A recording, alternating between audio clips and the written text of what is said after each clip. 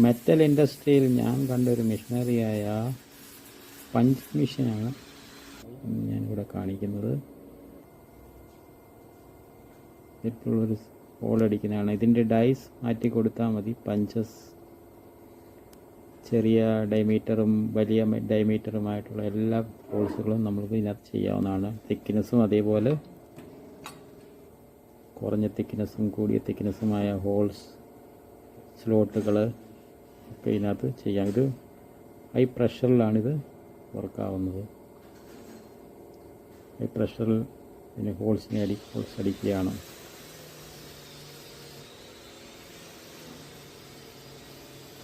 കണ്ടില്ലേ,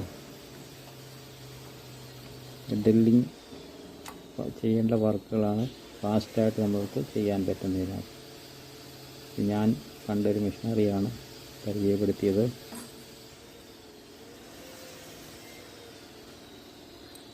കണ്ടില്ലേ,